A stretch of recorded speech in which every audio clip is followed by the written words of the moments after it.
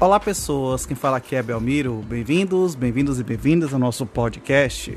Esse podcast da Estúdio Sala de Aula, gravado com o aplicativo Anchor, Anchor.fm. Então recomendo, se vocês quiserem acompanhar melhor nos podcasts, também produzir o seu próprio podcast, grave com o Anchor, em que você não tem que pagar nada e também não tem limite de armazenamento. Então, sem mais delongas, vamos então para o nosso episódio.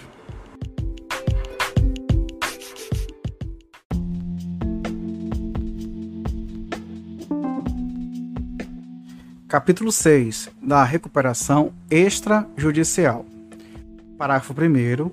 Estão sujeitos à recuperação extrajudicial todos os créditos existentes na data do pedido, exceto de natureza tributária, e aqueles previstos no parágrafo 3º do artigo 49 e no inciso 2 do caput do artigo 86 desta lei.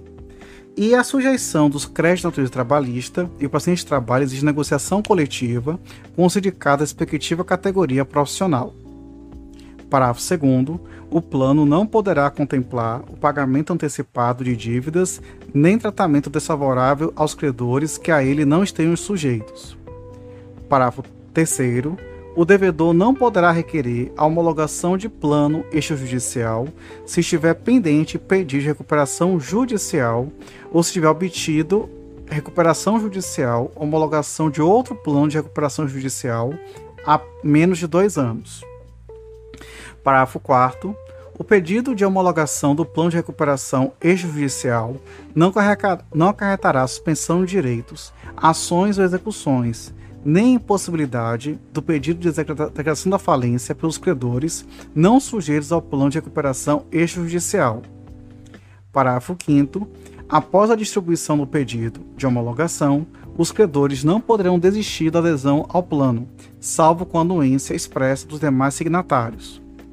Parágrafo 6º. A sentença de homologação do plano de recuperação extrajudicial constituirá título executivo judicial nos termos do Código de Processo Civil.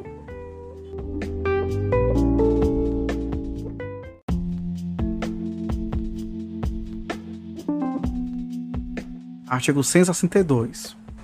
O devedor poderá requerer a homologação em juízo do plano de recuperação extrajudicial, juntando sua justificativa e o documento que contenha seus termos e condições, com as assinaturas dos credores que a ele aderiram.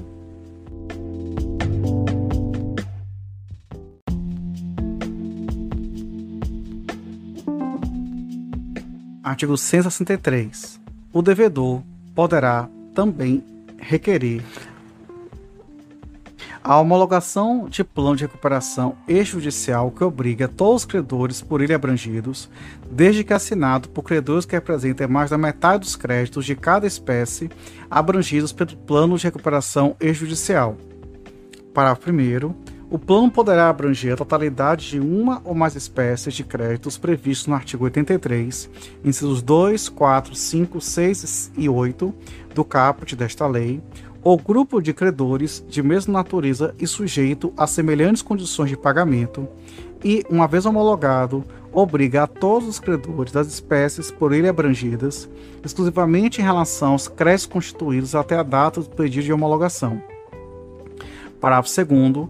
Não serão considerados para fins de apuração do percentual previsto no caput deste artigo os créditos não incluídos no plano de recuperação extrajudicial, os quais não poderão ter seu valor ou condições originais de pagamento alteradas. Parágrafo 3º. Para os fins exclusivos de apuração do percentual previsto no caput deste artigo, inciso 1, o crédito em moeda estrangeira será convertido para moeda nacional pelo câmbio da véspera da data da assinatura do plano e, inciso 2, não serão computados os créditos detidos pelas pessoas relacionadas ao artigo 43 deste artigo. Parágrafo 4º.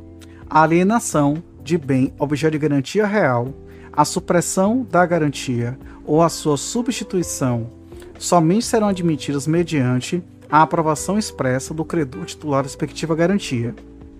Parágrafo 5º. Nos créditos em moeda estrangeira, a variação cambial só poderá ser afastada se o credor titular do respectivo crédito aprovar expressamente previsão diversa do plano de recuperação extrajudicial. Parágrafo 6º. Para a homologação do plano de que trata este artigo, além dos documentos previstos no caput do artigo 162 desta lei, o devedor deverá juntar: inciso 1, exposição da situação patrimonial do devedor; inciso 2, as demonstrações contábeis relativas ao último exercício social e as levantadas especialmente para instruir o pedido, na forma do inciso 2 do caput do artigo 151 desta lei; e, inciso 3, os documentos que comprovem os poderes dos subscritores para novar ou transigir relação nominal completa dos credores, com a indicação do endereço de cada um, a natureza, a classificação e o valor atualizado do crédito, discriminando sua origem, o regime dos respectivos vencimentos e a indicação dos registros contábeis de cada transação pendente. Parágrafo 7º. O pedido previsto no caput deste artigo poderá ser apresentado com comprovação da anuência de credores que apresentem pelo menos um terço de todos os créditos de cada espécie por ele abrangidos e com o compromisso de, no prazo improrrogável de 90 dias, contada a data do pedido, atingir o quórum previsto no caput deste artigo por meio de adesão expressa facultada à conversão do procedimento de recuperação judicial a pedido do devedor. Parágrafo 8º. Aplica-se à recuperação extrajudicial, desde o respectivo pedido, a suspensão de que trata o artigo 6º desta lei, exclusivamente em relação às espécies de créditos por ele abrangidas, e somente deverá ser ratificada pelo juiz se comprovado o quórum inicial exigido pelo parágrafo 7º deste artigo.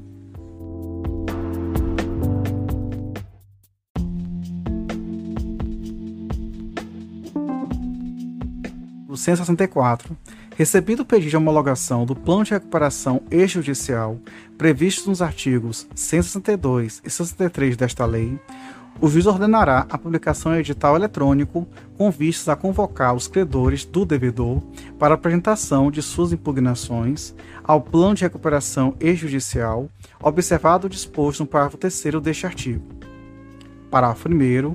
No prazo do edital, deverá o devedor comprovar o envio de carta a todos os credores sujeitos ao plano, domiciliados ou sediados no país, informando a distribuição do pedido, as condições do plano e o prazo para impugnação.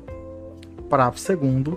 Os credores terão prazo de 30 dias, contado a publicação do edital, para impugnarem um plano, juntando a prova de seu crédito.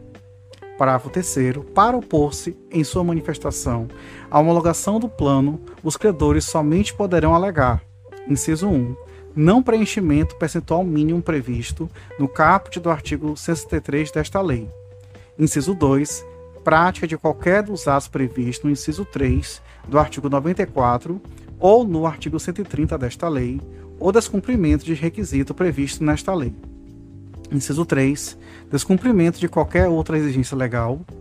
Parágrafo 4º. Sendo apresentada impugnação, será aberto prazo de 5 dias para que o devedor sobre ela se manifeste.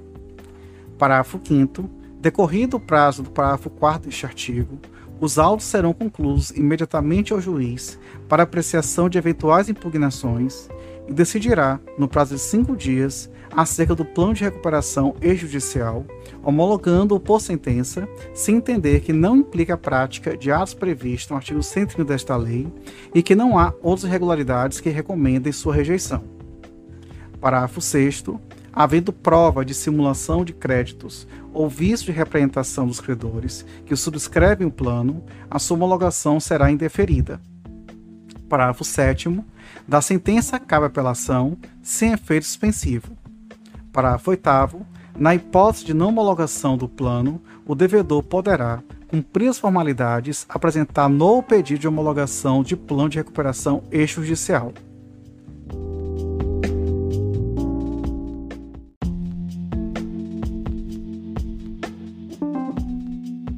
Artigo 165. O plano de recuperação extrajudicial produz efeito após a sua homologação judicial. Parágrafo 1º.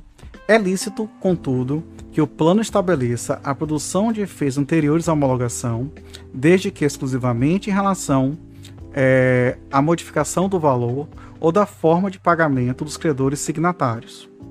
Parágrafo 2º. Na hipótese do parágrafo 1º deste artigo, caso o plano seja posteriormente rejeitado pelo juiz, devolve-se aos credores signatários o direito de exigir seus créditos nas condições originais, deduzidos os valores efetivamente pagos.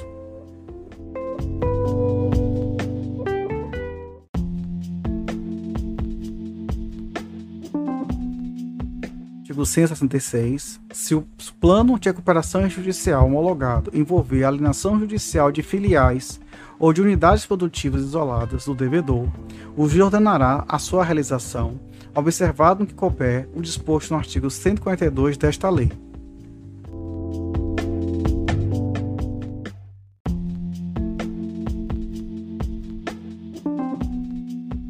Artigo 167. O disposto neste capítulo não implica impossibilidade de realização de outra modalidade de acordo privado entre o devedor e os credores.